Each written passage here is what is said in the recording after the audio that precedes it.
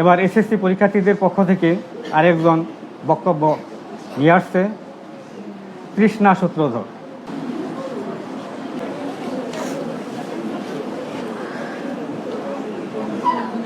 ঐতিহ্যবাহী ওয়ারশি উচ্চ বালিকা বিদ্যালয় কর্তৃক আয়োজিত আজকের এই বিদায় অনুষ্ঠানের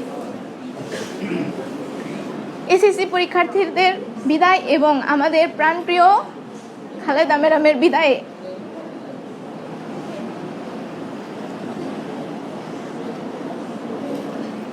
বিদায়ের অনুষ্ঠানের জন্য সবাইকে জানাই আন্তরিক শুভেচ্ছা।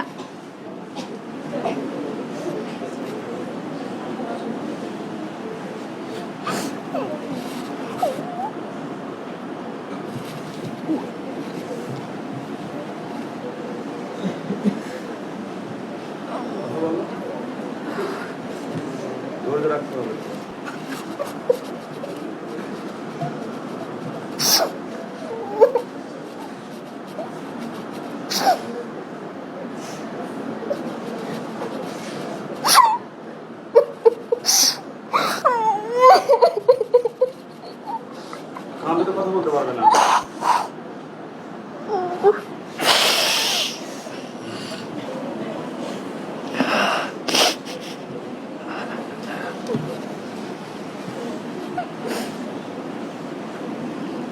2021 সালে যখন প্রথম 6-এ আসলাম,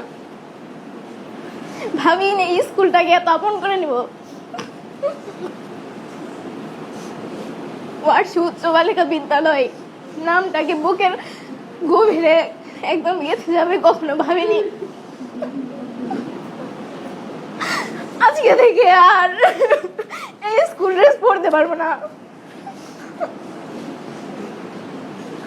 আজকে থেকে আর প্রিয় মুখগুলো দেখতে পাবো না।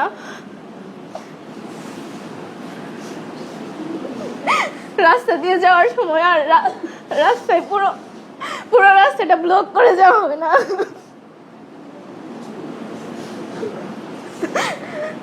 যাদের জন্য স্যারদের কাছে বকা খেতাম, ক্লাসে গল্প করে যেত, তাদের সাথে আর কথা বলা হবে না।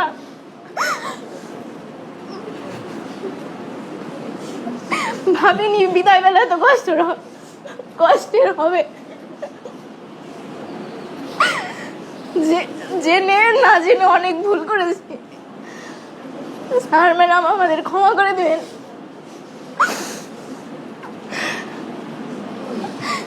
ছোট বোনদের অনেক কষ্ট দিয়ে কথা বলে থাকলে তোমরা আমাদের ক্ষমা করে দিও।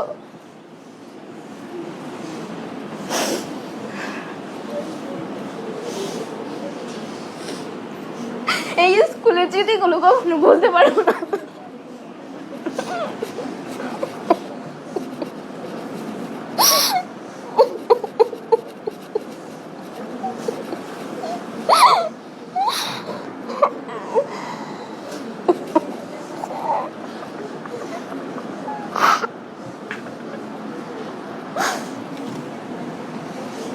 আজকে আমাদের ম্যাডামের বিদায়।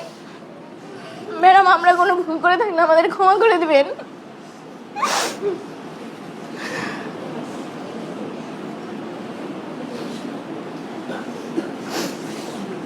আমরা যেন ভালো রেজাল্ট নিয়ে এই স্কুলে আসতে পারি, বলতে পারি আমরা ভালো রেজাল্ট করেছি, স্যার আপনাদের পড়ানো সার্থক হয়েছে।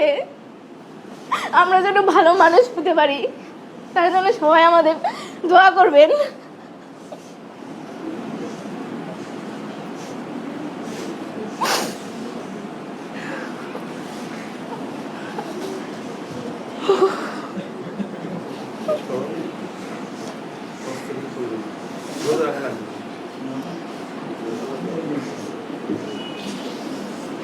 সবাইকে ধন্যবাদ।